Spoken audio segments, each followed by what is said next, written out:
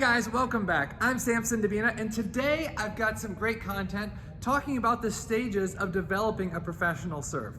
Throughout this year, I'm going to be teaching you the details of each individual serve. So in order to make sure that you're notified for these videos, make sure you hit the subscribe button down below and turn on the bell so that you're notified. 12 stages of developing a professional serve. Let's dive in. First thing is choose. Try to choose one particular serve and stick with this serve and get this serve to a high level. Why? Because once you understand how to get one serve to a high level, then you take that feeling, that action, that timing, that body rotation, everything that you've developed in that one serve and you apply it to your other serves, it's easier to get other serves to a high level.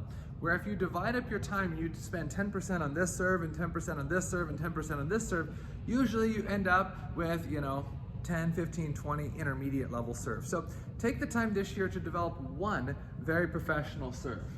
Get advice. Before you dive in and really focus on just one serve, try to get some professional advice as to which serve suits your game. It's not just a matter of which serve is going to give you more aces, but which serve actually matches your playing style. 3, be able to visualize it. And I actually don't like the word visualize. I like the word rehearsal better, because the word rehearsal implies that you're using more of your senses. The best way to do that is to watch somebody at your club that has that serve, or watch somebody on YouTube that has that serve and picture it again and again, and then picture yourself doing it. And not just picture it, but also feel it. Feel how it is to be able to engage the core. Feel how it is to be able to feel the finger pressure. See what it is like to toss the ball. Understand what the vibration is going to feel like as you make contact with the ball. So I like actually the word rehearsal more than visualization. Motion. Develop the basic motion, and the basic motion should be fairly long. So some of the top players in the world have big motions, some have small motions, but most of the best serves in the world are developed with bigger motions. I see a lot of players at the club level doing tiny, tiny little motions, and they're wondering why they can't get enough spin. So initially, a bigger motion gives you more spin. And that dives us into our next point, which is the main focus is developing maximum spin. It's not developing a deceptive motion.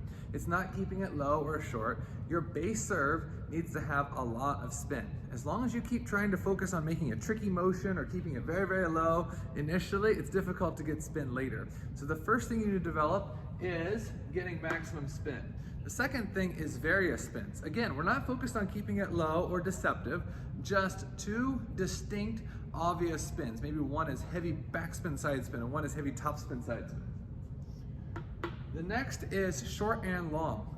With a similar motion, with a lot of energy, you need to be able to serve it both short and long. The next one is height. And this is something that's critically important for all the serves, both short and long, is that you be able to control the height. The next is short, medium, and long. So if you're really going to be very, very accurate at controlling different types of half-long serves, to be able to control your serve very low and short, one of the main things on this point is to be able to really control the bounce. Now this is one of the questions that people ask me all the time is, exactly where should the ball bounce on the table? This drastically depends from player to player on what type of equipment you have, how high you contact the ball, if you have more of a fast short serve where the ball is coming down, or more of a slow short serve where the ball is coming up. So this is going to depend on you. So when you do a good serve, take some kind of, I don't know, maybe a piece of tape and just mark on the table exactly for that serve where the first bounce should be. You should have a clear picture in your mind for your serve where your first bounce should be. Drills. Use these same serves in drills. I see a lot of players doing drills and I'll ask them, hey, start with serve or start with receive, but they're not starting with a tournament quality serve, and they're sometimes not starting with a serve they've been practicing at home. So start with the tournament quality serve. Use this new serve in matches. This is one of the most critical stages, and then be willing to use it in important moments in important matches. See, all that work that you did, whether it be at the academy or at home, it's not going to do you any good if you don't have guts to try it in matches. And there also has to be a transition period where you're willing to try it in tournaments. Closing comments. Daily. You realistically should be practicing your serves daily, even if it's just 20 minutes a day. Persistent. You have to be persistent, realizing that these skills take time. Some serves take years to develop. Obviously, it depends on if you're getting coaching or not. It also depends on how much you're practicing. It also depends on your personality as far as how brave you are and a lot of other factors. But you need to be persistent, realizing it takes time. Patient, again, you need to be patient with yourself, realizing that maybe intellectually you can understand how to serve a serve, but to really perfect it, it takes time. Next thing is get advice.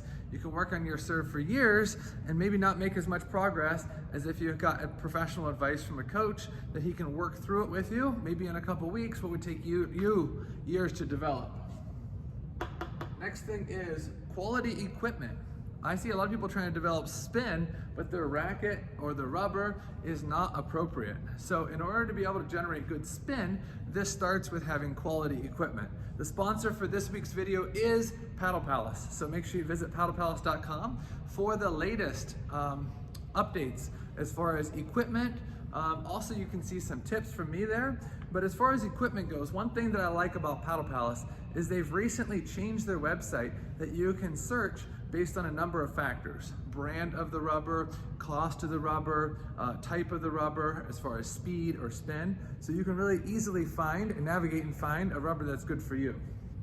The next thing is winning versus losing. So sometimes in order to win later, you have to lose now. And so this is one stage that you've spent a lot of time on your serve. You've worked on it, you've paid for coaching. Now it's time to be able to use it in matches. So you say, now is the time to win with it. Well, sometimes it doesn't always work like that. Sometimes short term we have to lose while we're trying to implement new things. Why? So that we can win later. So part of improving this year is making positive changes to your game. So if you're gonna make positive changes, this involves being mentally tough. This involves having confidence to really try to implement the things that you've been working on.